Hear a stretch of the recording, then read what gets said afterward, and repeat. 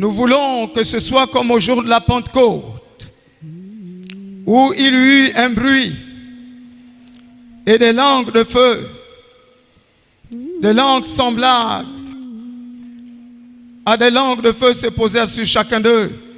Et ils furent tous remplis du Saint-Esprit et se mirent à parler en langue, selon que le Saint-Esprit leur donnait de s'exprimer.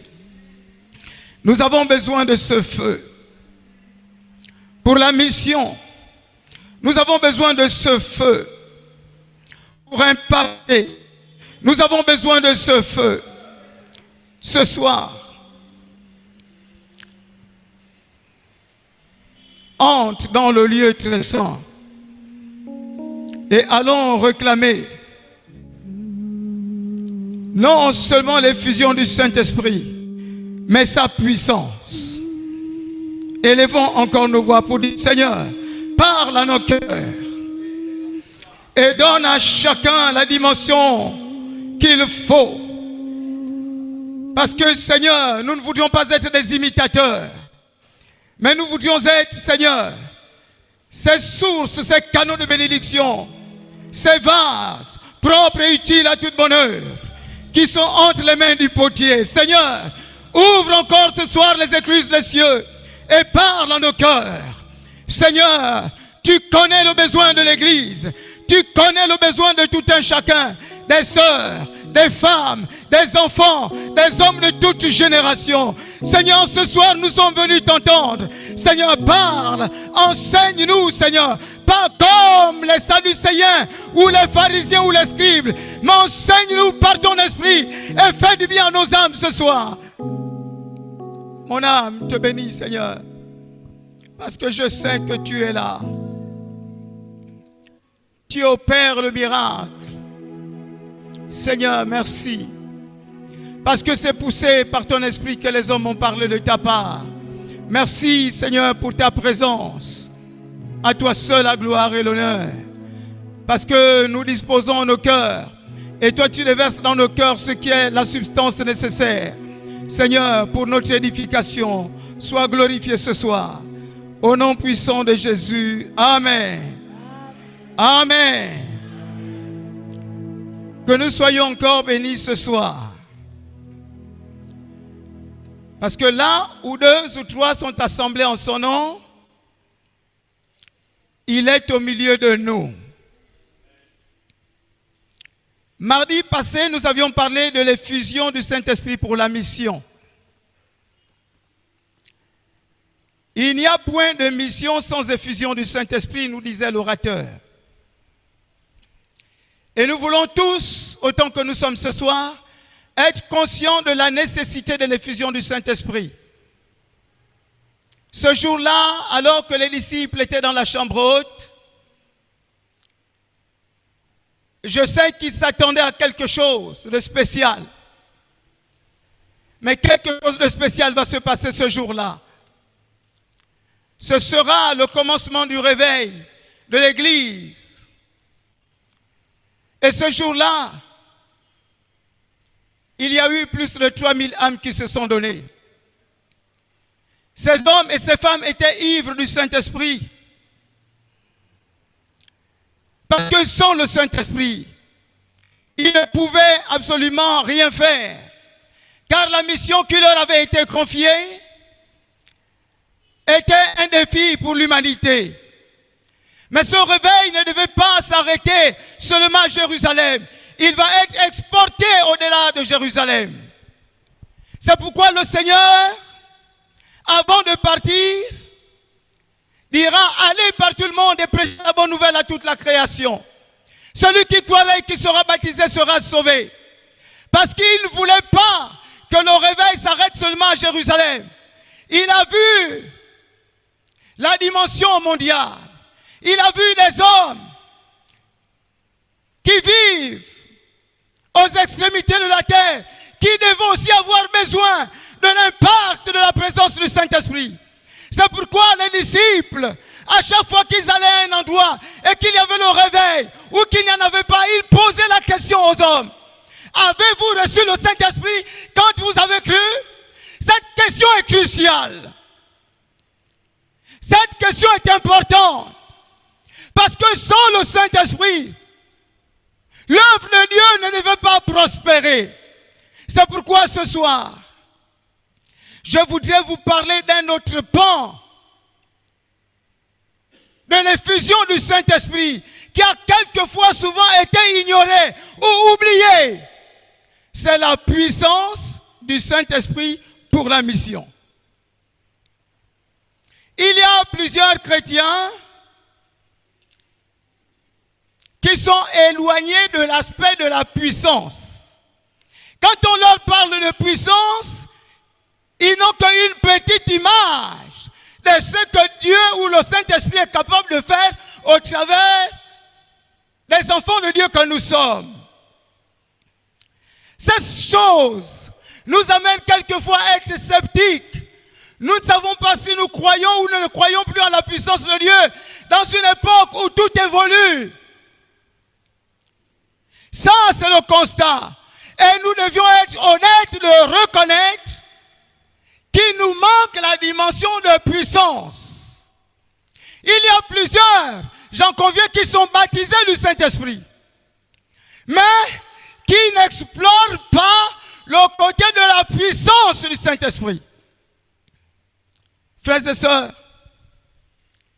nous pouvions être instruits, nous pouvions être dans des instituts bibliques, nous pouvons être pasteurs, anciens ou diacres, mais la réalité, ce qui fait la différence entre les chrétiens, c'est la démonstration de la puissance de Dieu.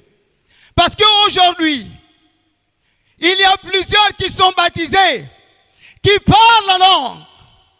Mais nous pouvons nous poser la question de savoir, est-ce que ce n'est pas une imitation? Ce dont nous avons besoin, c'est d'explorer la dimension de la puissance de Dieu. Elle fait taire le bruit.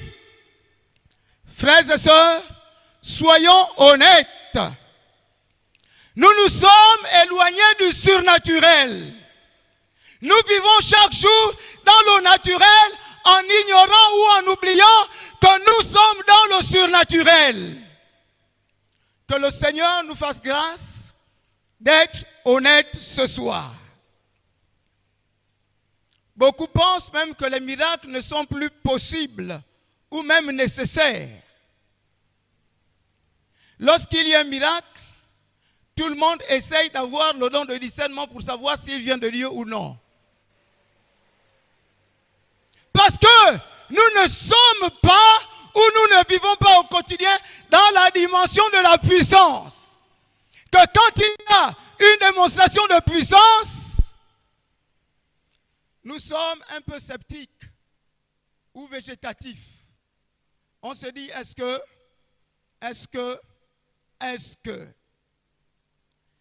Mais, reconnaissons aussi, soyons honnêtes, que lorsque même nous tombons malades, nous oublions la dimension de puissance. Nous pensons rapidement à faire un diagnostic à l'hôpital. Nous courons pour voir un médecin. On oublie même de se livrer à la prière. Parce que nous avons oublié la dimension de la puissance du Saint-Esprit. Malgré le fait que le Saint-Esprit soit là, nous nous sommes accoutumés à ignorer que Dieu est capable, par le Saint-Esprit qui est répandu, de manifester au travers de nous les dons du Saint-Esprit. Même l'église de Corinthe avait des soucis sur les dons du Saint-Esprit. Ce soir, je voudrais que chacun de nous oublie ce qu'il est et pense à ce que Dieu a fait de lui par le baptême du Saint-Esprit. Ne nions pas la puissance des miracles et de la manifestation de la puissance de Dieu. Même lorsqu'on se lève chaque matin, nous vivons des miracles. Le miracle, n'est-ce pas, du réveil matinal. Lorsque le Saint-Esprit nous conduit vers des personnes malades, nous sommes même sceptiques on se dit, est-ce qu'il faut prier ou ne plus prier? Et tous les jours, dans notre milieu, nous voyons des frères et des sœurs malades et nous nous contentons de leur état. Qu'en est-il exactement de la position de l'Église? Lisons maintenant dans le livre des Actes des Apôtres, chapitre 10, verset 38. Un réveil vient de se passer dans la famille de Corneille. Et Pierre dira ceci. Vous savez comment Dieu a oint du Saint-Esprit et de force ou de puissance Jésus de Nazareth qui allait de lieu en lieu, faisant du bien et guérissant tous ceux qui étaient sous l'emprise ou sous l'empire du diable, car Dieu était avec lui. Là, il y a deux importantes qui ressortent. Pierre est conscient et révèle à ces hommes qui sont surpris la réalité du surnaturel. Il dira, vous savez comment Dieu a oint du Saint-Esprit et de force Jésus de Nazareth, qui allait de lieu en lieu, faisant du bien et guérissant tous ceux qui étaient sous l'empire du diable, car Dieu était avec lui. Pierre présente l'exemple de notre Seigneur Jésus-Christ. Il dit, Dieu le Père l'a oint du Saint-Esprit et de force, ou encore et de puissance. Nous pouvons être oints du Saint-Esprit, mais si nous ne sommes pas oints de puissance, tout ce que nous allons entreprendre n'aura aucun effet ou aucun impact. Aucun. Notre Seigneur Jésus-Christ allait de lieu en lieu parce qu'il savait qu'il y avait en lui quelque chose de différent. Notre Seigneur n'était pas seulement rempli du Saint-Esprit, parce que lorsque nous lisons dans le livre de Luc, au chapitre 4, verset 1, nous voyons que Jésus était rempli du Saint-Esprit lorsqu'il revint du Jourdain. Mais il savait qu'il y avait un secret. C'était la puissance du Saint-Esprit. Et au chapitre 4 du livre de Luc, au chapitre 14, on dit qu'il revint du désert revêtu de la puissance de l'Esprit. Arrêtons-nous là. Il y a beaucoup d'enfants de Dieu qui sont remplis du Saint-Esprit, qui ont parlé en langue, qui même dans le secret parlent en langue, mais qui manquent de manifester le don du parler en langue, ou le don d'interprétation, ou les autres dons dont il est question dans le livre de Corinthe. Ce dont la Pentecôte a besoin, ce ne sont pas seulement les paroles. Parce que notre évangile ne consiste pas seulement en paroles, mais par une démonstration de la puissance de Dieu. Tout le monde peut bien parler. Même les païens peuvent bien parler du Saint-Esprit. Mais manifester une guérison, ce n'est pas donné à tout le monde. Les gens peuvent parler en langue. Les gens peuvent être secoués. Ils peuvent pleurer. Ils peuvent crier. Mais opérer un miracle, c'est être dans la dimension de la puissance. Chaque jour, nous réalisons que le monde dans lequel nous vivons a besoin de la révélation ou de la manifestation des enfants de Dieu. Nous sommes la solution au problème de l'humanité. Mais la solution réside dans la dimension de la puissance de Dieu. Même Moïse l'a manifesté. David l'a manifesté. Josué l'a manifesté. Élie l'a manifesté. Élisée l'a manifesté. Frères et sœurs, la dimension de la puissance de Dieu nous fait passer d'une position naturelle ou ordinaire à une position extraordinaire. Alléluia. Ce soir, il n'est pas important de faire de grands discours. Chacun de nous doit rentrer en lui-même. Chacun de nous doit être honnête avec lui-même pour connaître quel est son niveau de spiritualité. Quel est son niveau?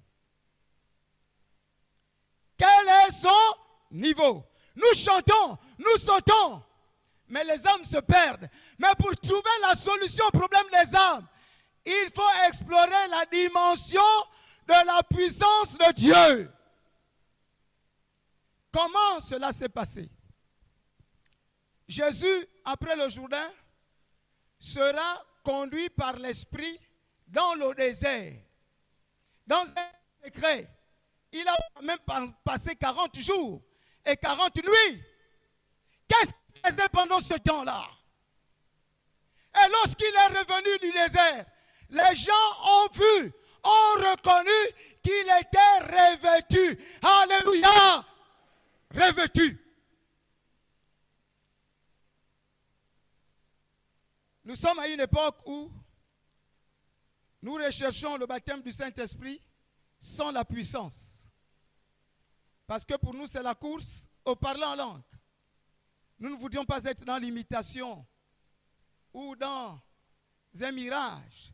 Nous voudrions entrer dans une expérience qui nous amène à être, n'est-ce pas, comme un feu. C'est pourquoi Jean le Baptiste pouvait dire: moi je ne suis pas digne de délier la courroie de vos souliers, mais il y a quelqu'un qui vient après moi. Lui seul vous baptisera du Saint-Esprit et de feu. Pourquoi il parle de ce feu-là? C'est le type de la puissance de Dieu. C'est pourquoi le jour de la Pentecôte, il y a eu des langues de feu qui se sont posées. Et ces hommes-là ont été des hommes extraordinaires parce que tous ceux qui étaient venus ce jour-là à Jérusalem les entendaient parler, n'est-ce pas, dans leur langue, les merveilles de Dieu. Alléluia. Ce soir,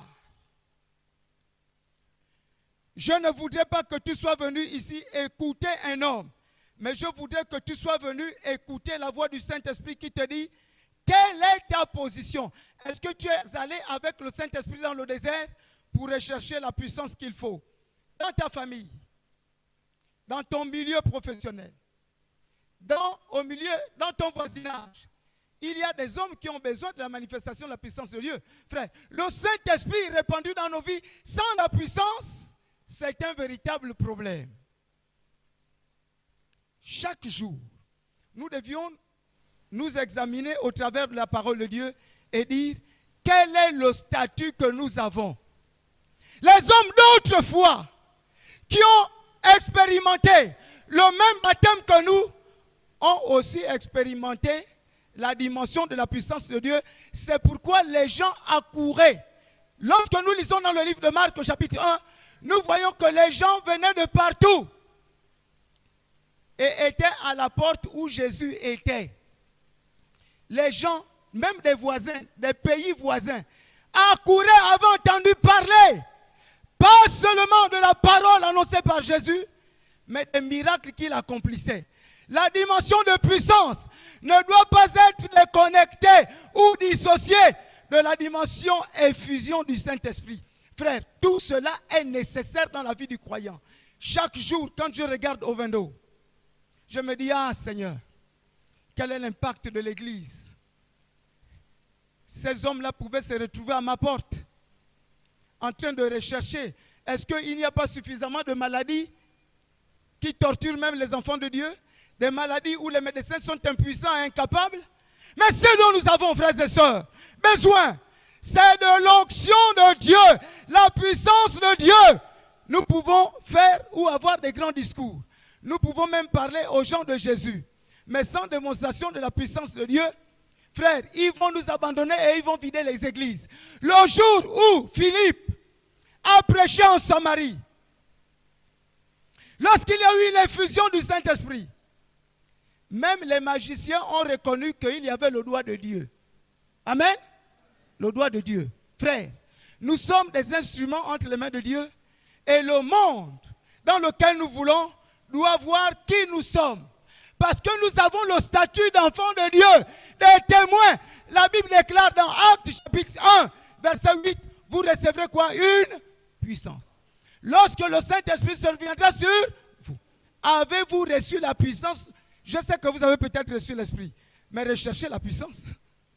Recherchez la puissance qui fait de vous des hommes différents de tous les autres. Lorsque les hommes en ces lieux seront revêtus de puissance, frères et sœurs, vous allez voir même les hautes personnalités là venir ici. Parce qu'elles entendront et elles viendront ici. Vous allez voir les hôpitaux se vider. Parce que seulement au nom de Jésus est revêtu de la puissance de Dieu, les hommes entendront et ils viendront. Parce que le nom de Jésus-Christ, c'est le nom qui est au-dessus de tout nom. Amen. Et celui qui habite en nous, c'est le Saint-Esprit qui nous rend puissants. C'est pourquoi la parole de Dieu déclare, Dieu ordonne que tu sois quoi? Puissant. Maintenant, lorsque tu te regardes, lorsque tu regardes ta vie, lorsque tu regardes ton quotidien, est-ce que tu réalises que tu es un homme de dimension ou tu es un homme faible? Tous les jours, tu peux rigoler avec tes voisins, tes amis, tes connaissances, tes enfants. Mais ce qui est en toi, la Bible dit, le Saint-Esprit qui est en toi est plus puissant que celui qui est dans le monde. Et le monde, frère, a besoin de la puissance de Dieu qui est en nous. Je ne voudrais pas que nous soyons comme un beau véhicule chez son concessionnaire qu'on n'a jamais démarré. Parce que tous les jours, tous les mardis, les jours de réunion, nous sommes ici. Notre plateforme, notre lieu d'exercice, de démonstration de la puissance de Dieu, ce n'est pas ici. Ici, nous sommes enseignés. Et dans nos maisons, dans nos lieux de travail, la puissance de Dieu doit éclater. Même ton directeur général, lorsque tu arrives, doit ressentir l'onction qui est en toi. Ton directeur général, ton secrétaire général, ton ministre, lorsqu'il voit, il voit que dans tes yeux, il y a quelque chose de nouveau. C'est pourquoi, chaque matin, je sais que nous faisons toujours nos prières ordinaires. Seigneur, garde-moi, bénis ma journée. Mais apprenons à rechercher pas seulement la présence de Dieu qui nous fait frémir, qui nous amène à parler en langue, mais la présence de Dieu qui nous amène à explorer sa puissance. Chaque jour, frère, les hommes et des femmes regardent vers nous parce que quelquefois ils voient que nous sommes des solutions. Mais nous ne voyons pas que nous sommes des solutions pour leur vie. Nous nous négligeons alors que les autres ne nous négligent pas. Rien que la petite lumière que nous émettons donne de la confiance, de l'assurance aux païens qui nous côtoient. Mais si nous sommes des hommes qui décidons d'aller dans le désert, conduits par l'Esprit, nous sortirons de ces 40 jours, de ces 40 nuits, revêtus de la puissance de Dieu. Maintenant, ce soir, est-ce que tu es prêt à relever le défi? Un jour, une servante va avoir des problèmes dans sa maison. Sa fille va tomber malade. Elle prend la fille, elle court chez le pasteur, Joint Serge. Pasteur, priez pour ma fille est malade, je n'ai pas d'argent. Voilà comment se comportent les chrétiens. Ils oublient la dimension puissance. Le pasteur, une fois prie, l'enfant est guéri, elle est contente, elle rentre chez elle avec l'enfant. La deuxième fois, l'enfant tombe malade, elle soulève son enfant, elle va toujours chez le pasteur pour dire, pasteur, l'enfant est encore malade, prie. Et le pasteur de lui dire, le Jésus que tu as est le même que j'ai. Elle est partie en colère. Mais c'était pour son bien parce qu'il fallait qu'elle explore la dimension de puissance. Lorsqu'elle est rentrée chez elle avec son enfant dans les bras, elle a refusé d'aller à l'hôpital parce qu'elle n'avait pas d'argent. Quand on a l'argent, on oublie la dimension de puissance. On oublie que Dieu est capable. Alors, elle devait s'incliner en pointant le doigt sur l'enfant pour dire, toi, tu me fais souffrir avec tes maladies là. Et elle réalise que, mais en fait, le pasteur a prié, pourquoi moi, mais je ne peux pas prier? Dès qu'elle a posé les mains à sa fille, la fille était guérie, elle a couru. Maman, ça va, je suis guérie. Elle était surprise de la dimension de puissance qui sortait dans sa vie ou de sa vie. N'oublie jamais que celui qui est en toi est plus puissant. Toi, tu n'es rien, mais ce que Dieu a mis en toi te rend puissant. Depuis ce jour-là, dès que l'enfant est malade, même quand elle a la pensée d'aller chez le pasteur, elle s'arrête et elle s'occupe, n'est-ce pas, d'imposer les mains à sa fille. Quelquefois dans ta maison, il y a des difficultés. Tu te plains et tu murmures. Mais Dieu veut t'amener dans la dimension de puissance. Ta mission, c'est quoi? C'est prêcher la bonne nouvelle et guérir les malades. Amen. Ressusciter même les morts. Ce soir, que chacun de nous entre, oublie ce qu'il est, mais se souvienne que la promesse est pour nous, nos enfants, et pour ceux qui sont au loin en aussi grand nombre que le Seigneur les appellera. Que le réveil ne s'arrête pas. L'effusion du Saint-Esprit, ce n'est pas seulement le baptême du Saint-Esprit, mais c'est aussi la dimension de puissance. Depuis que tu es en Christ, quelles sont tes expériences dans le Seigneur? Depuis que tu es rempli du Saint-Esprit, quel est l'impact dans ton environnement familial?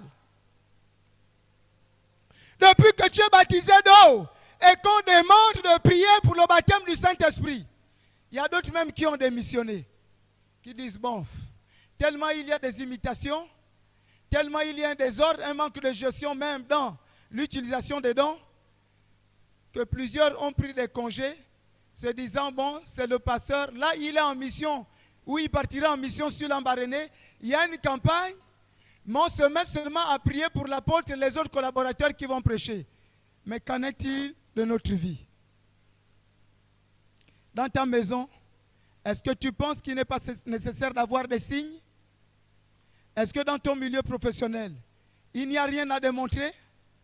Avec la grande gueule que les païens font, disant quelquefois, où est ton Dieu?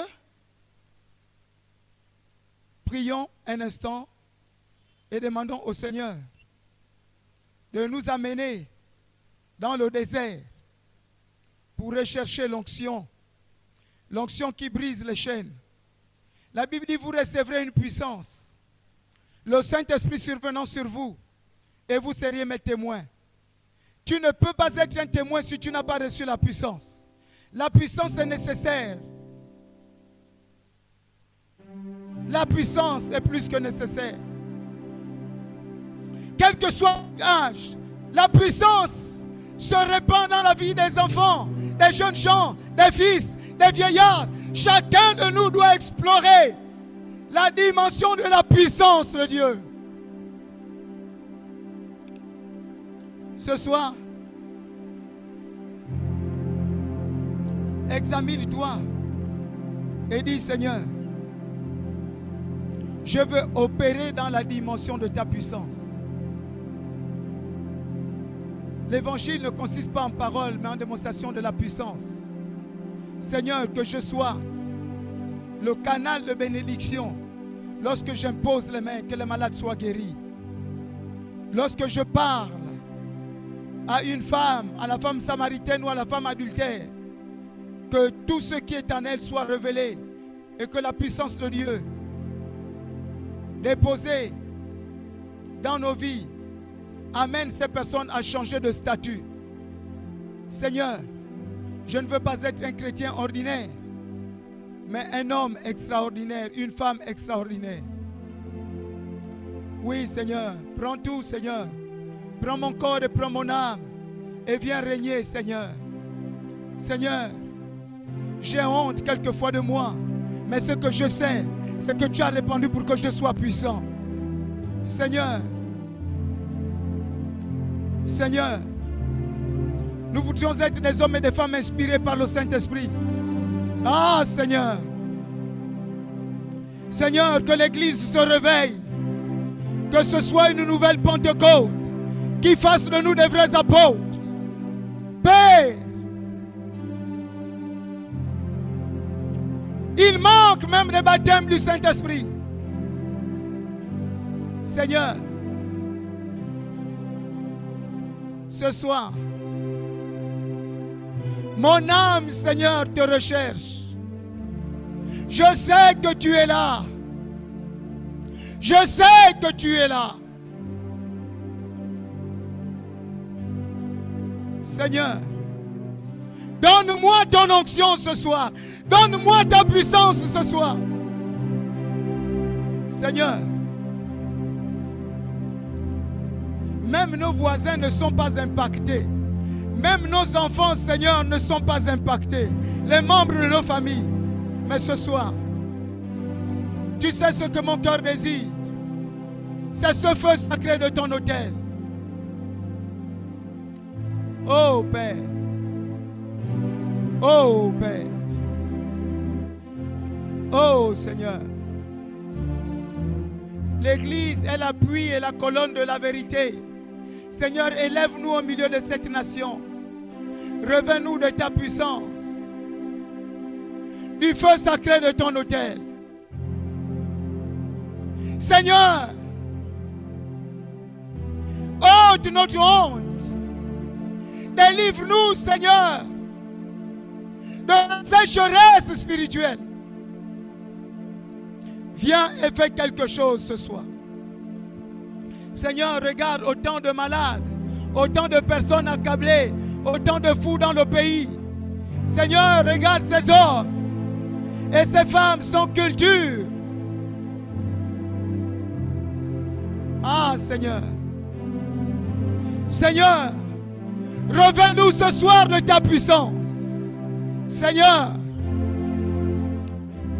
qu'une vie nouvelle, que des torrents, Seigneur, ruissellent, jaillissent.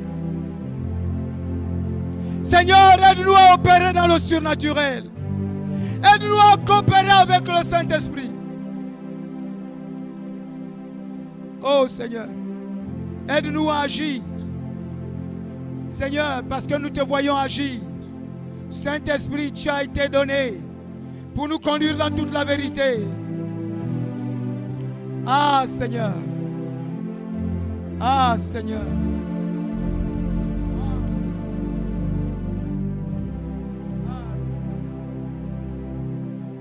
Ah Seigneur. Seigneur. Seigneur. Seigneur. Seigneur, nous n'avons même plus faim et soif de toi, mais nous recherchons la manifestation de ta puissance. Et que ce soir, Seigneur, tu nous amènes dans ton désert, dans le lieu secret. Nous ne voulons même plus jeûner. Nous voulons recevoir la puissance, Seigneur, sans nous consacrer à toi.